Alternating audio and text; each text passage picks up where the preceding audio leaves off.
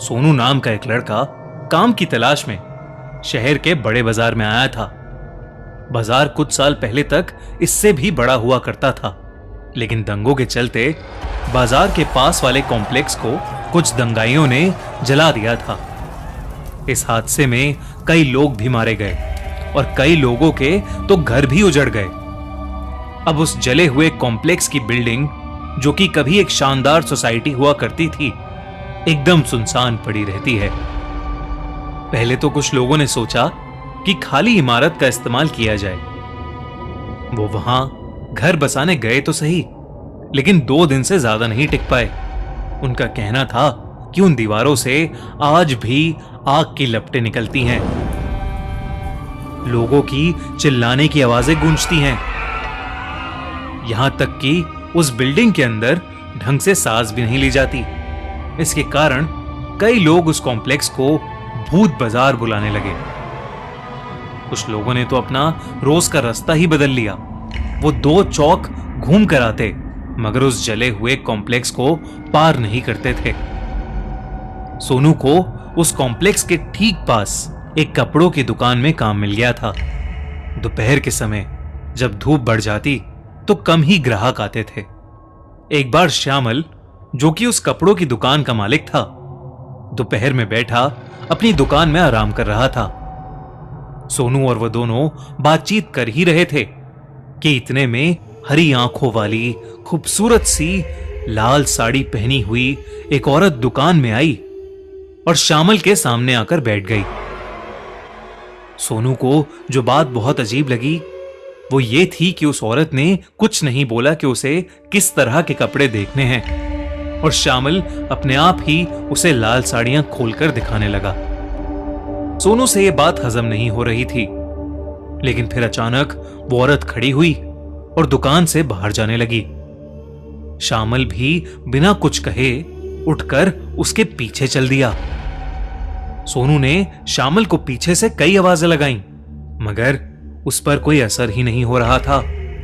जब सोनू की आवाज थोड़ी तेज हुई तो वो औरत पीछे पलटी और सोनू की हालत खराब हो गई। अचानक ही उसे पसीने आने लगे और वो नीचे बैठ गया। उसने उस औरत की आंखों का रंग बदलते हुए देखा था। उस औरत की हरी आंखें अचानक से नीली हो गई थीं। ये देखकर सोनू सहम गया और दुकान के अंदर ही सुन्न सा खड़ा हो गया।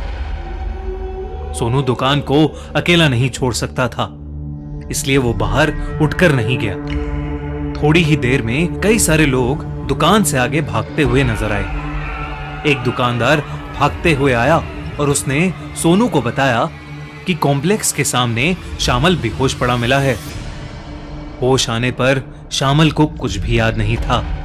वो बस बार बार ये कह रहा था कि कॉम्प्लेक्स में दोबारा आग लग गई है, लेकिन वो कॉम्प्लेक्स तो आज भी वैसा ही सुनसान पड़ा था। वहां ऐसा कुछ भी नहीं था, पर सोनू का डर बढ़ने लगा था। वो चाहकर भी उन हरी आंखों वाली औरत को भूल नहीं पा रहा था। अगले दिन दोपहर के वक्त सोनू ने दुकान के सामने से फिर उसी औरत को जाते हुए देखा। सोनू डरा हुआ था, मगर वो उसके बारे में जानना चाहता था, तो उसने हिम्मत की और श्यामल को बताए बिना दुकान से बाहर चला गया। वो औरत कॉम्प्लेक्स की तरफ जा रही थी। सोनू ठीक उसके पीछे पीछे चल रहा था, मगर अचानक वो औरत सोनू की आंखों के सामने से गायब हो गई। सोनू को लगा कि वो औरत उस कॉम्प्लेक्स के अंदर गई है। महीनों का डर सोनू को अंदर जाने से रोक रहा था, मगर वो उस औरत के बारे में किसी भी हाल में जानना चाहता था। उसने कॉम्प्लेक्स के दरवाजे की तरफ चलना शुरू किया। चारों तरफ सिर्फ काली दीवारें ही थीं।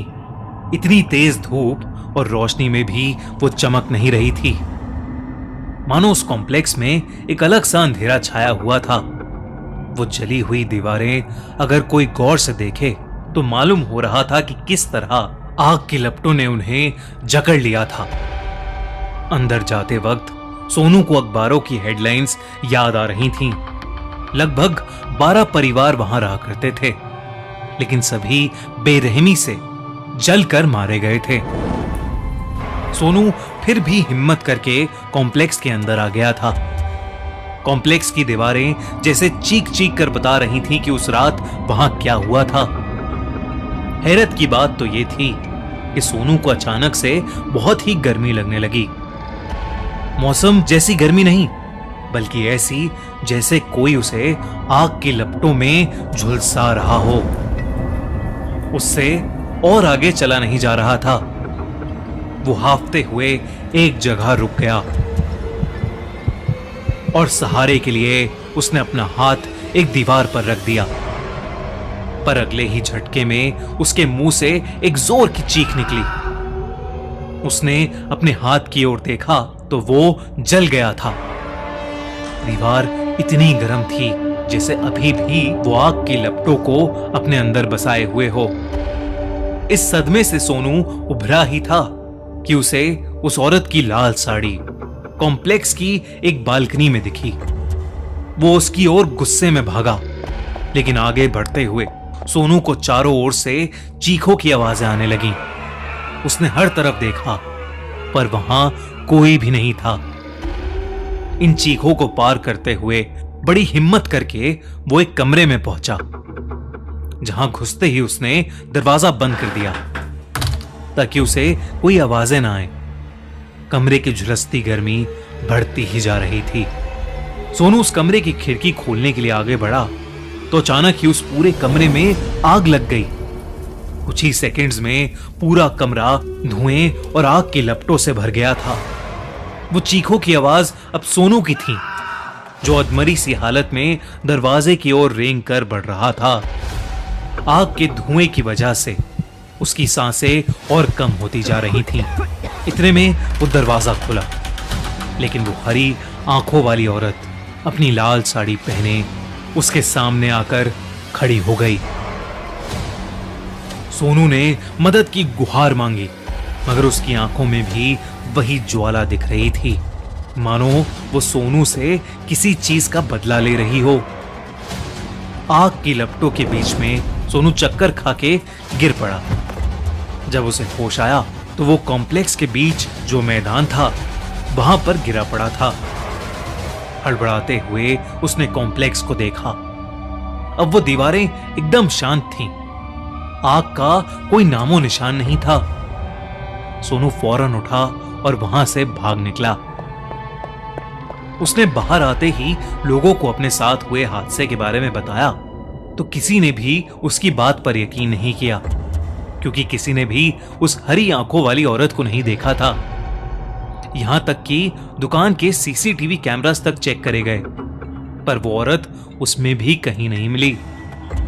फिर एक रोज एक बूढ़े आदमी ने सोनू को बताया कि एक हरी आंखों वाली औरत उसी कॉम्प्लेक्स में रहती थी और शामल की दुकान की जगह उसी की दुकान हुआ करती थी, लेकिन वो उस कॉम्प्लेक्स में लगी आग में जलकर राख हो गई।